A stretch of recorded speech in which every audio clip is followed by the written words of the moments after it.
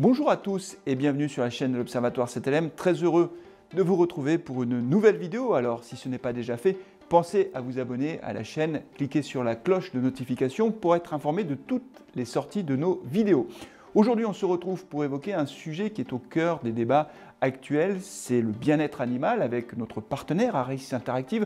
Nous avons décidé de partir à la rencontre des Français pour savoir comment ils appréhendaient ce sujet qui monte dans les préoccupations des Français. Je vous propose de découvrir tout de suite les principaux résultats de cette enquête.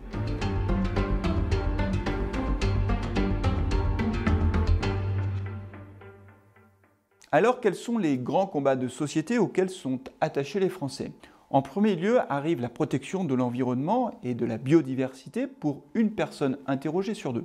Vient ensuite la lutte contre les violences faites aux femmes, mais on voit que le bien-être animal est une préoccupation qui monte en puissance puisque 23% des personnes interrogées dans le cadre de cette étude nous disent que c'est une préoccupation majeure auquel nous devons nous atteler collectivement. Alors il y a certains lieux qui sont particulièrement stigmatisés par les Français.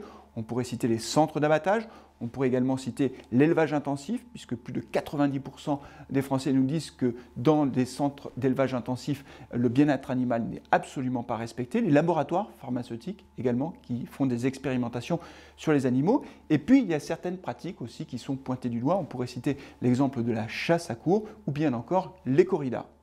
À noter une différence de perception entre les zoos, les parcs animaliers et les cirques. En effet, 63% des Français nous disent que le bien-être animal est respecté dans les parcs animaliers, alors qu'ils ne sont que 39% à le penser concernant les zoos. Alors, comment agir en faveur du bien-être animal ? Les Français pensent qu'il y a deux leviers d'action. D'abord, ils se tournent vers l'État. Ils considèrent, pour plus de 60% d'entre eux, que l'État n'en fait pas assez en faveur des animaux. Ils sont même plus de 90% à attendre un renforcement de la législation en la matière. Mais ils pensent aussi qu'ils peuvent agir, eux, dans leur comportement de consommation. 58% des Français nous disent qu'ils ont réduit leur consommation de viande. Ce qui est intéressant, c'est de voir que les femmes sont plus nombreuses à avoir réduit leur consommation de viande, 63% d'entre elles contre 52% chez les hommes.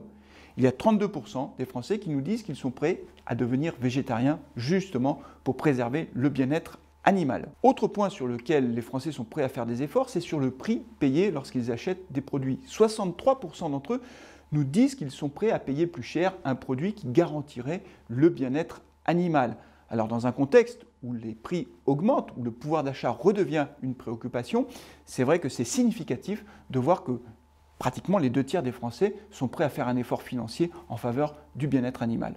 Le sujet du bien-être animal est un sujet dont on n'a pas fini d'entendre parler, surtout en ces temps de campagne électorale.